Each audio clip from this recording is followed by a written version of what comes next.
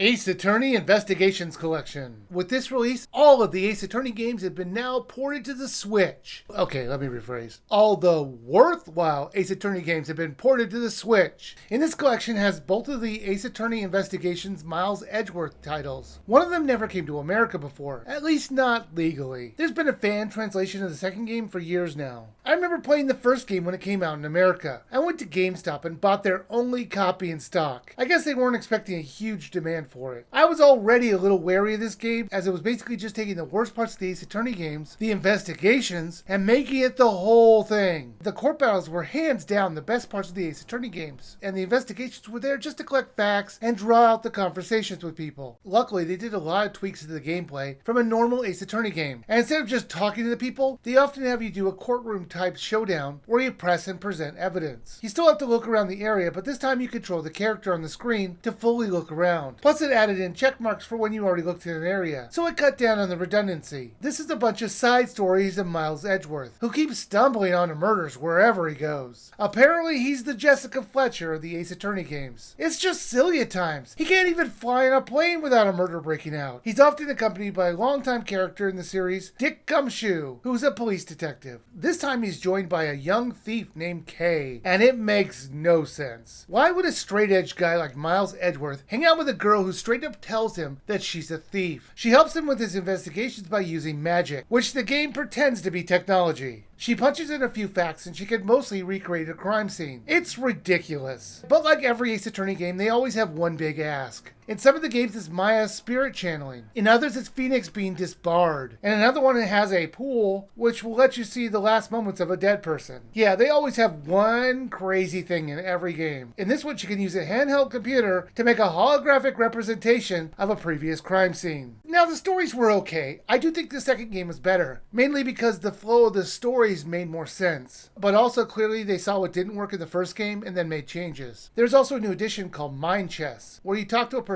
and you have to use their own words against them. It has a time limit and also some false turns, so it's not just as straightforward as pressing a few buttons. You actually have to look at the character to get clues on when you should attack or wait to see what happens. There were so many returning characters from the previous games. When Francesca Karma showed up, it actually made sense, and she's always a fun character to have around. So much so I kind of wish we had a game with her as the main character. I would love to see her approach in solving cases, or even having us prosecute people in court. I think that could be fun. They've redrawn all the characters for this release, and I think they look great. You could also play with the original sprites if you enjoy the classic look. I do wish they would have given you the option to change it on the fly, but you can't. You have to exit the game, then turn it on and off from there. They also give you the option to turn on story mode, where the game plays itself, and that could just be turned on and off easily in the menus. So really, if you get stuck, you could just turn it on and the game will solve the puzzle that you're stuck on, and then you could just turn it off again. There's also an art book and music from the games, so if you want to see how the characters looked in their initial designs, this could be interesting to look at. The more you play the game, the more will be unlocked. Ace Attorney Investigations Collection was good. When it comes to ranking them in the Ace Attorney series, I would say I'd put it before the fourth game and the Great Ace Attorney series in my enjoyment of them. So somewhere around the bottom middle. They were often very weird and it pushed logic to the brink of reality, but it was still entertaining. Now this was normally $39.99, and I do think that's a bit much for this. I'd wait for it to go on sale. There are only 2 games in here, and veterans of the other games, you're going to have to adjust to the lack of any real court battles, which is the best part of most of these games. If you played the other Ace Attorney games, you're going to enjoy this, but definitely wait for it to go on sale.